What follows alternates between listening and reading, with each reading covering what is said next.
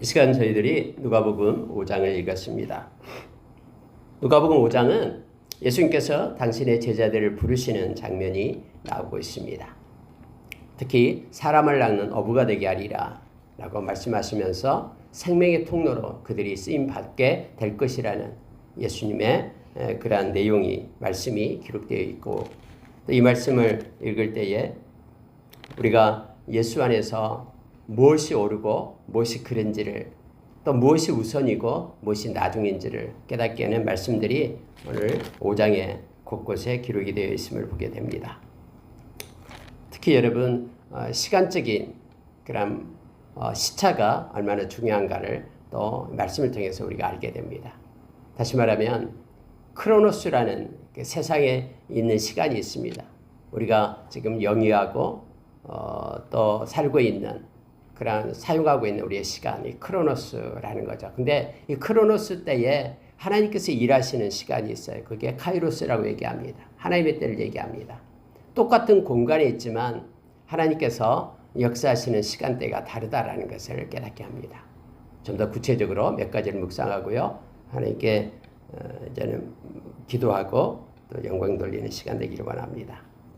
여러분, 예수님께서 오늘 호숫가에 갑니다. 이 호수는 게네사렛 호숫가다라고 말합니다. 이 게네사렛 호숫가는 바로 갈릴리 호수를 얘기하고 있습니다. 갈릴리는 호수라고도 얘기하고 바다라고도 얘기를 합니다. 그래서 이 갈릴리 바다를 히브리 그 지역명을 따라서 게네사렛 호숫가 이런 식으로 표현하고 기록을 하고 있습니다. 여기에 갔는데요, 사람들이 많이 있었어요. 또 특히 그 환경 자체가 보니까 어부들은 배에서 나와서 그물을 싣는지라라고 되어 있습니다. 아침 시간인데 밤을 새도록 밤새 그렇게 그물질했는데 고기를 잡지 못했습니다. 그래서 그물을 이제는 싣고 있는 상태였어요. 시간대가 아침입니다. 예수께서 한 배에 오르셨다고 말하는데 그 배가 시몬의 배입니다. 베드로의 배였습니다. 그래서 여러분, 육지에서 조금 떼기를 청하시고요, 배에 앉아서 하나님의 말씀을 전하고 있습니다. 선상에서 그렇게 육지를 향해 바닷가에 있는 그런 사람들을 향해서 하나님의 말씀을 전하고 있으셨어요. 왜냐하면 너무나 많은 사람들이 예수님께로 왔기 때문에 그렇게 육지에서 조금 떼서 하나님의 말씀을 전했는데, 물론 이 배 안에는 베드로도 있었죠. 또 많은 동료들도 함께 있었음을 성경은 나타내주고 있습니다. 자, 여러분 3절에 보니까요, 그렇게 조금 떼기를 청하시고 앉아서 배에서 무리를 가르치시더니 이렇게 되어 있습니다. 예수님께서는 가르쳤어요. 그들에게 하나님의 나라의 일을 가르치고 또 여러 가지 말씀과 복음을 그들에게 가르쳤다라고 말합니다. 그리고 이제 말씀을 마칩니다. 4절에요. 말씀을 마치시고 시몬에게 이르시되 깊은 데로 가서 그물을 내려 고기를 잡으라. 이 말씀을 하시는 거예요.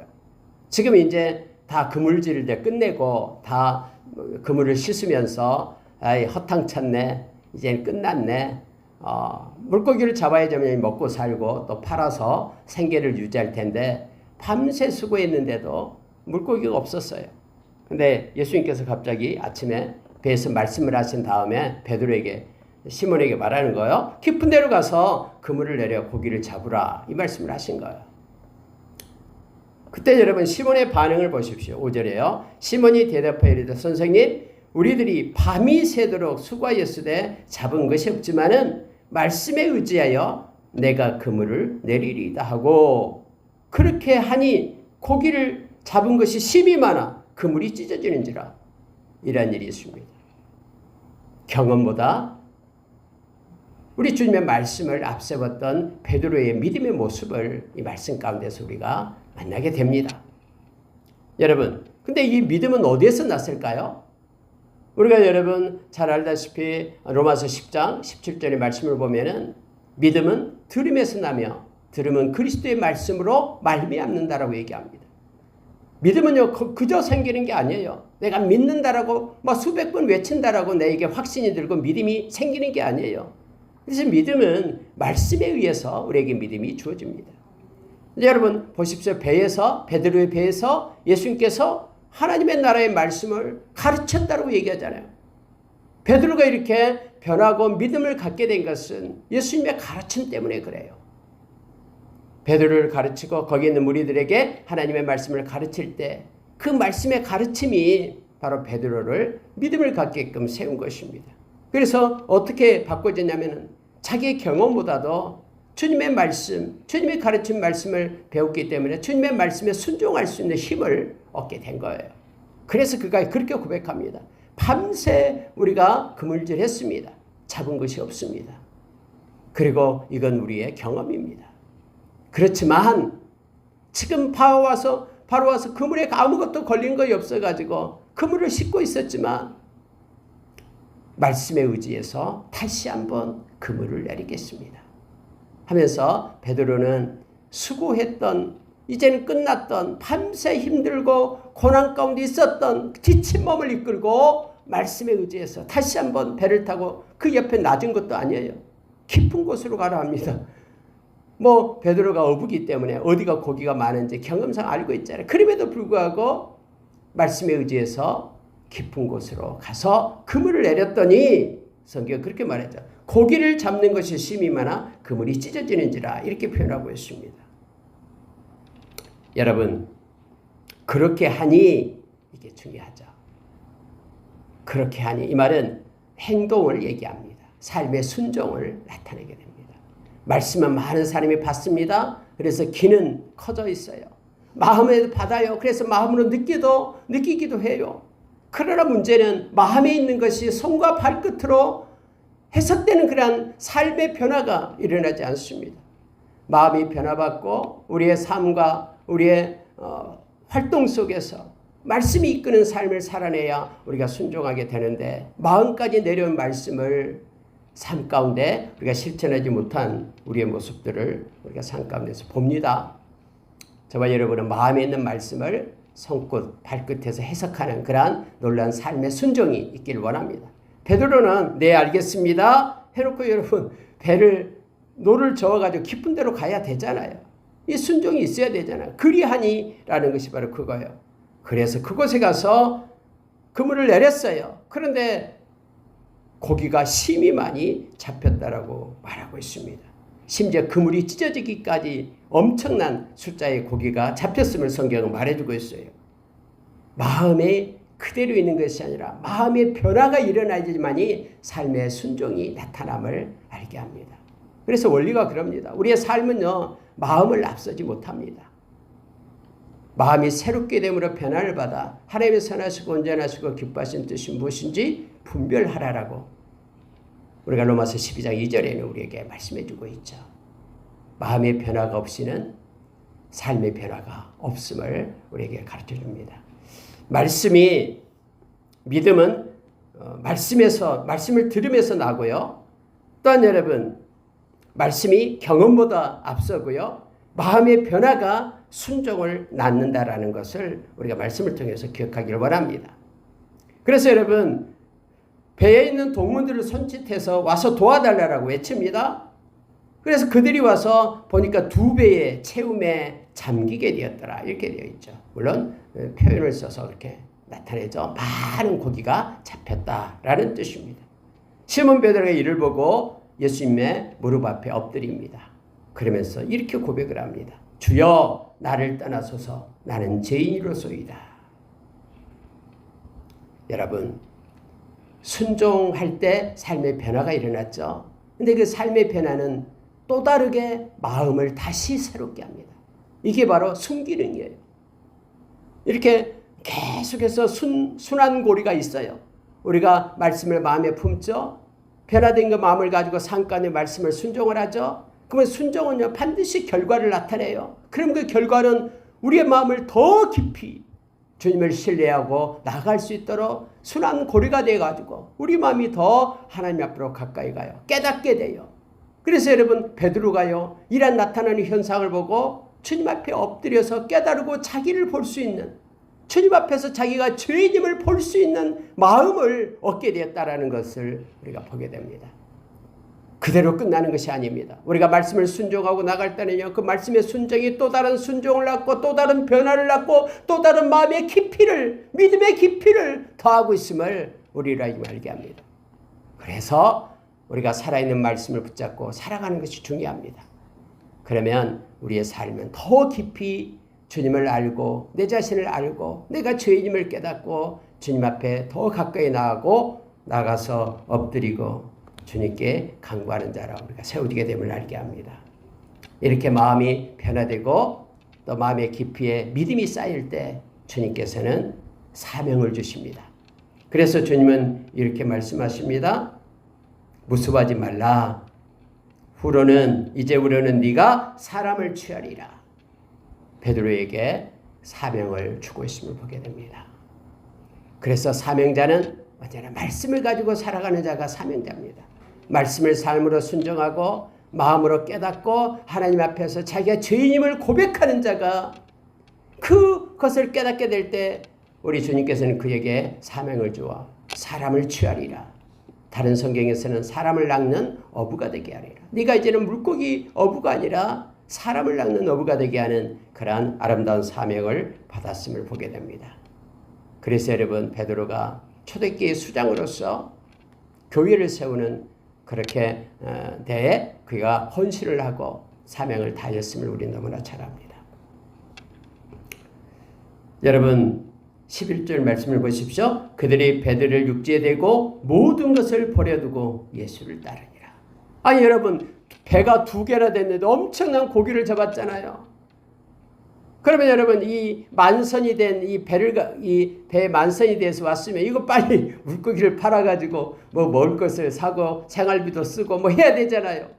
근데 여러분 오늘 보니까요 더 큰 가치를 그들은 발견한 거예요. 그래서 밤새 그물질하여 물고기 잡지 못했지만 왜 목적이 물고기였잖아요. 근데 여러분 이제는 목적이 달라졌어요. 목적이 바꿔졌어요. 인생의 삶이 바꿔진 거예요. 삶을 사는 이유가 달라진 거예요. 이제는 이 물고기가 목적이 아니라 그래서 물고기까지 모든 것, 배까지 그물까지 모든 것 내려놓고 주님을 따르는 자가 되었다라고 성경은 말하고 있습니다. 이제는 사람을 취하리라 라는 주님의 말씀을 그대로 받은 거예요. 그래서 주님을 따르는 자로 모든 걸 내려놓고 순종하며 나가는 그런 베드로의 모습을 말씀 가운데서 우리가 보게 됩니다.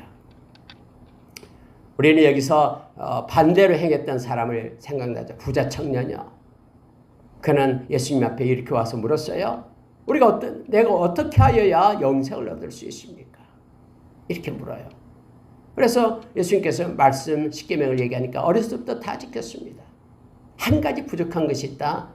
너의 재산을 팔아가지고 소유를 팔아서 가난한 자에게 나눠주고 나를 따르라. 그래야 영생을 얻는다 했더니 그는 근심하면서 갔다라고 얘기했죠.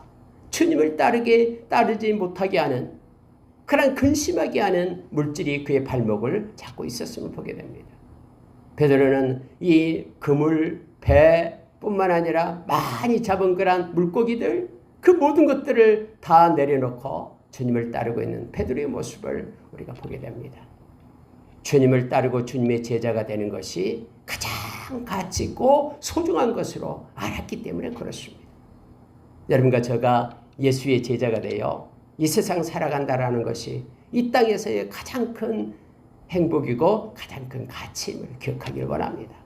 근데 예수님의 제자는 말씀 안에 거하는 자임을 성경은 우리가 요한복음 8장 11절에서 요한복음 8장 31절에서 우리에게 그렇게 말씀해 준다 했죠.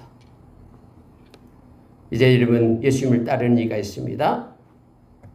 12절에 보십시오. 한 동네에 이제 들어가니까 온몸에 나병이 들린 사람이 있어 예수를 보고 엎드려 구하였다라고 말합니다. 주여 원하시면 나를 깨끗게 하실 수 있나이다.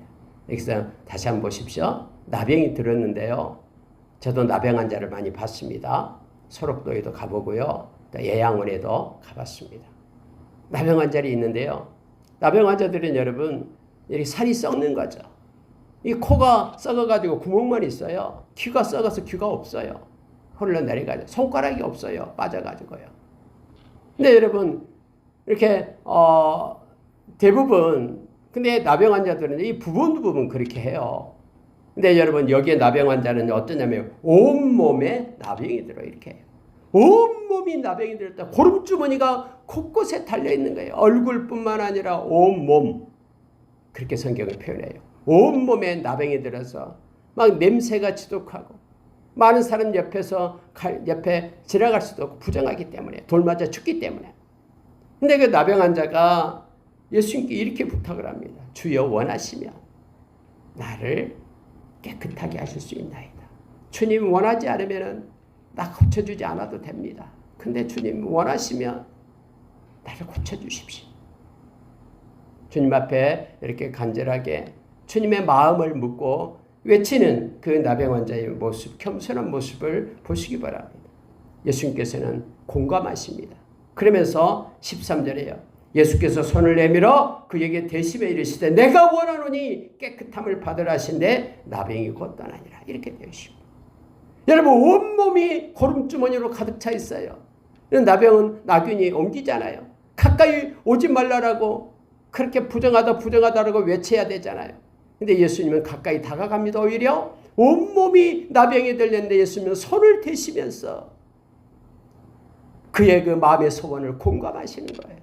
여러분 우리가 예수님께 나올 때에 예수님은 우리의 마음을 가지고 간절함으로 주께 나올 때에 주님은 우리의 모든 처지와 형편을 다 알고 계시고 공감하셔요. 예수님 말로만 고칠 수도 있잖아요. 야 오지 마라. 내가 거기 있어. 내가 고쳐줄게. 고쳐라. 뭐 깨끗하게 되라 라고 말씀하실 수도 있잖아요. 근데 여러분 예수님은 이 환자와 공감해요.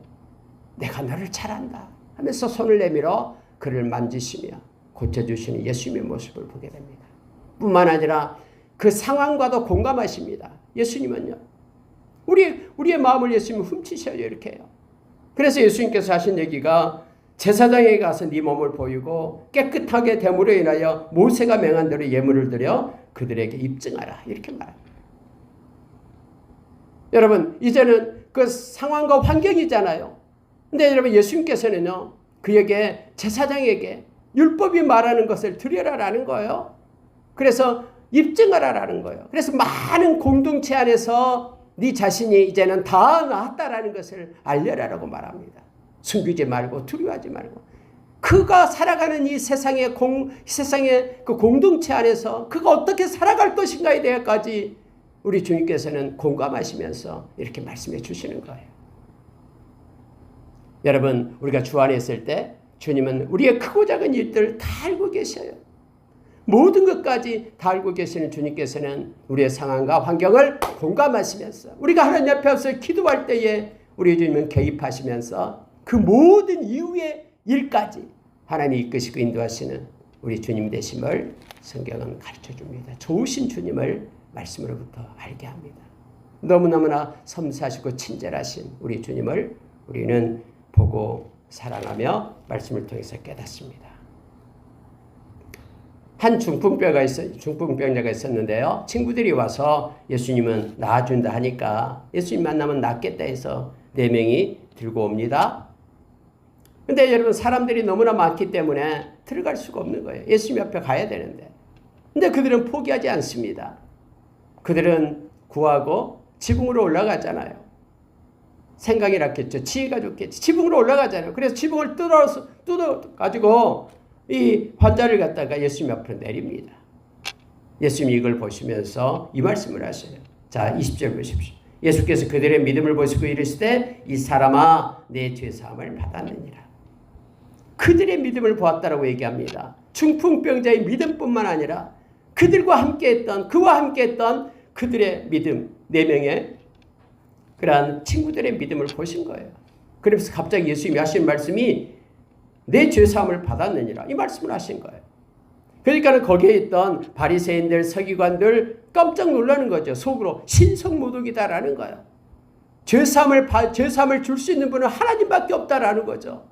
근데 이 말씀을 예수님이 하시니까 깜짝 놀래요. 근데 여러분 예수님은 그들의 생각을 아셨다라고 말합니다. 이게 중요해요. 예수님은요 우리의 생각을 다 알고 계셔요. 마음에 품고 있는 묵상을 다 알고 계세요. 우리의 의도와 과정과 절차와 모든 것들, 목적 모든 것들 주님은 다 알고 계셔요. 그래서 여러분 그들의 생각을 하신 주님께서는 이 말씀을 하십니다. 너희 마음에 무슨 생각을 하느냐? 내 죄사함을 받았느니라 하는 말과 일어나 걸어가라 하는 말이 어느 것이 쉽겠느냐? 이 말씀을 하시네요. 여러분 네 제사함을 받았느니라. 이 말은 내면적인 것이죠. 겉으로 나타나지 않아요. 그럼 일어나 걸어가라 하는 것은 외면적인 것이죠. 직접 걸어가야 눈에 보이는 거잖아요. 근데 어느 것이 더 쉽겠느냐? 이 말씀을 예수님은 하셔요. 여러분, 실제적인 무게는요, 내 제사함을 받았느니라. 이 말이 더 어렵겠죠. 왜냐하면 이것은 예수님 자신이 하나님이심을 나타내는 말이기 때문에요. 그리고 물론 중풍병자 일어나 걸어가라라는 것도 어렵겠죠. 왜냐하면 사람들 앞에 나타내야 되기 때문에 그렇잖아요. 물론 둘 다 어렵습니다만은 내 죄사함을 받았느니라 하는 말씀은요, 예수님의 존재를 나타내는 말이고요. 그리고 여러분, 일어나 걸어가라 하는 말은요, 예수님의 능력을 나타내는 말이죠. 이 둘 다가 예수님께는 있었음을 보게 됩니다. 예수님은 하나님이시며 예수님은 하나님 되심을 삶으로 나타내고 그 능력을 보여주시는 모습이 바로 이 중풍병자를 살리는 모습이었음을 알게 합니다. 예수님 말씀하십니다. 24절에 그러나 인자가 땅에서 죄를 사하는 권세가 있는 줄을 너희로 알게 하리라 하시고 중풍병자에 말씀하시되 내가 내게 이르노니 일어나 내 침상을 가지고 집으로 가라. 그랬더니 여러분, 이 사람이 곧 일어났다라고 성경 말합니다. 누워왔던 그가 곧 일어나서 누웠던 것을 가지고 들고 하나님께 영광을 돌리며 자기 집으로 돌아갔다. 모든 사람이 깜짝 놀랐다라는 거예요. 그러면서 예수님께서는 내가 죄를 사하는 권세가 나에게 있다. 하나님 아들 되심을, 메시아 되심을 그렇게 나타내주고 있습니다. 예수님이 이것은 다음에 십자가에서 많은 사람의 죄사함을 주는 대속물로 그렇게 십자가에서 죽으심을 예표하고 있는, 나타내고 있는 말씀이 됨을 알게 합니다. 또 한 명의 제자를 만났는데 세리예요. 세리 마태입니다. 레위라는 이름을 가졌죠. 레위라는 이름을 가진 세리 마태를 만나게 되는데요. 자, 21절 보십시오. 예수께서 나가사 레위라 하는 세리가 세관에 앉아있는 것을 보시고 나를 따르라 하시니 28절 그가 모든 것을 버리고 일어나 따르니라. 여러분, 누가는요, 무엇을 섬세하게 적으냐면 이 모든 것을, 이것을 베드로도 역시 마찬가지고 이 레위도 역시 마찬가지로 모든 것을 버리고 주님을 따릅니다.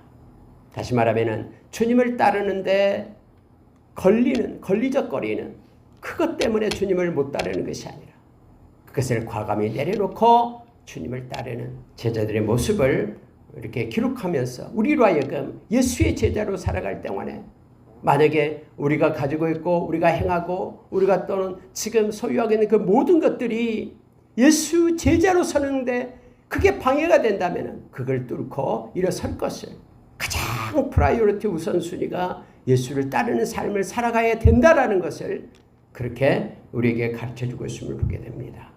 근데 여러분, 이 세리가 너무나 좋았어요. 예수님이 자기를 불러줬다는 것이 너무나 좋았어요. 많은 사람은 세리한테 손가락질하면서 이 매국노, 이 나쁜 놈, 이 죄인 하면서 그렇게 손가락질하는데 예수님은 당신의 제자로 세리를 받아줬다는 그것 때문에 너무 기뻐가지고 잔치를 벌였습니다. 세리 집에 예수님 오십시오. 제가 잔치를 열겠습니다. 너무너무 기쁩니다. 근데 여러분, 그 집에 보니까 초대하는 사람들이요, 또 다른 세리, 또 죄인들, 그들이 와서 먹고 마셨다고 얘기합니다. 다른 사람들은요, 잔치에 초대해도 가지도 않아요. 왜요? 죄인의 집이다라고 말했기 때문에. 예수님의 제자들과 또 다른 세리들, 죄인들이 와서 그곳에서 먹고 마셨다라고 말합니다. 그런데 사람들은 와서 이렇게 말합니다. 비방했다라고 말합니다. 제자들을 비방했다라고 말합니다. 서기관들이 와서 말합니다. 너희가 어찌하여 세리와 죄인과 함께 먹고 마시느냐? 그런 천한 것들, 그런 나쁜 것들, 그런 사람하고 먹고 마시느냐? 하면서 비방하기 시작하니까 예수님께서 이 말씀을 하십니다. 31절 건강한 자에게는 의사가 쓸데없고 병든 자에게라야 쓸데있나니 내가 의인을 부르러 온 것이 아니요 죄인을 불러 회개시키려 왔노라. 여러분, 내가 죄인임을 깨닫지 못한 사람은 회개하지 않습니다. 수고하고 무거운 짐진 자들아 다 내게로 오라라고 주님 말씀하시는데 자기가 수고하고 무거운 짐, 죄짐이 없다라고 생각한 사람은 오지 않아요. 막 짓눌러서 죽어가는데 그 짐 무게가 너무너무 무거운데도 주님 앞에 나와서 기도하지 않고 회개하지 않습니다. 왜요? 그 진 무게를 모르기 때문에. 오늘 여러분, 예수님께서는 예수님이 오신 목적이 죄인을 불러 회개시키려 왔노라 이겁니다. 천국은 그래서 회개하는 자가 가는 것입니다. 천국은 죄 짓지 않는 자가 가는 것이 아니라 세상 사람 다 죄 지었어요. 한 명도 죄 짓지 않는 사람 없어요. 그래서 회개하는 자가 천국에 가게 됨을 알게 합니다. 여러분, 사람들은 와서 요한의 제자도 와서 말합니다. 금식하고 기도하고 또 바리새인 제자들도 금식하고 기도하는데 왜 당신의 제자들은 먹고 마시나이까? 먹고 마십니까? 예수님이 이 말씀을 하십니다. 그들도 필요할 때는 금식을 할 것이다. 그러나 지금은 아니다. 라고 말씀하시면서 새 포도주와 새 부대에 대해서 비유로 말씀하십니다. 여러분, 새 포도주는 새 부대에 담아야 된다. 라고 예수님께서 말씀을 하십니다. 거기에 앞서서 새 옷이 있고 헌 옷이 있는데 헌 옷이 아깝다고 새 옷에 있는 것 더 헝겊 새 옷을 또 조금 뜯어다가 헌 옷에다가 붙이면은 둘 다 입지 못한다라는 거예요. 새 옷은 찢겨졌고요. 헌 옷은 그 새 옷이 다른 헌 옷을 당겨가지고 입을 수 없게끔 그렇게 된다라고 말씀하시면서 새 포도주는 새 부대에 담아야 된다라고 예수님께서 말씀을 합니다. 만약에 그렇지 않고 새 포도주를 갖다 낡은 부대에 담으면 이 새 포도주가 활동적이잖아요. 막 이제는 일어나잖아요. 그게요. 이제 부풀어 오르게 되고요. 그렇죠. 그래서 여러분 새 포도주를 갖다 낡은 가죽 부대는 감당을 못해요. 터져가지고요. 그 얘기를 얘기합니다. 근데 여러분 여기서 바리새인들 제자들 그리고 세례 요한의 제자들 그들은 모두가 다 지금 낡은 부대 가운데 있는 거예요. 그들이 계속해서 가지고 왔던 그런 낡은 습관 속에 옛날에 전통적으로 내려왔던 그런 것에 얽매여져 있죠. 그래서 새로운 것을 받아들일 수가 없어요. 근데 그 옛날 그 전통대로 해라라고 지금 예수님의 제자들 새 포도주인 예수님의 제자들로 그렇게 요청하고 있다라는 거예요. 왜 저들은 우리처럼 하지 않느냐라고 말하고 있는 거예요. 예수님은 새 포도주는 새 부대에 담아야 된다라고 말하고 있습니다. 예수님의 복음은 우리가 지금까지 가져온 것들 또 지금까지 행해온 것들로 담을 수가 없습니다. 말씀은 살아있고요. 활동적입니다. 그래서 크고 놀라운 일을 이루고 나가게 됩니다. 그래서 새 부대에 새 포도주를 담아라라고 말합니다. 구약의 율법이 우리 주님의 복음을 담을 수가 없어요. 그릇이 되지도 않고요. 그 모든 율법은 버려야 되냐? 그렇지 않고요. 모든 율법은 바로 예수 그리스도로 인하여 완성되었습니다. 오래된 포도주가 묵은 포도주가 낡은 부대에서 있었듯이 이제는 새 포도주가 새 부대에 있어야 되는 것을 바로 낡은 부대를 통해서 깨닫게 되는 거예요. 그리고 여러분 성경이 이렇게 표현하고 있습니다. 이거 보고 마치겠습니다. 38절 39절 보십시오. 새 포도주는 새 부대에 넣어야 할 것이니라. 묵은 포도주를 마시고 새 것을 원하는 자가 없나니 이는 묵은 것이 좋다 함이니라.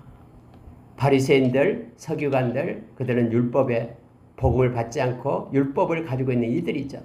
그런데 그들은 그것에 이미 쩔어 있어요. 그것에 익숙해지고 습관화되어 있어요. 근데 그들은 그것이 좋다라고 얘기해요. 새 포도주 원하지 않아요. 그들은 이미 묵은 포도주를 마시고 새 것을 원하는 자가 없다라고 말하고 있습니다. 복음은 복음을 받는 자가 복음에 맞는 말씀, 주님이 가르쳐주는 이 복음의 말씀에 맞는 삶을 살아가야 됨을 새 부대에 담아야 됨을 성경은 말해주고 있습니다. 말씀을 마치겠습니다.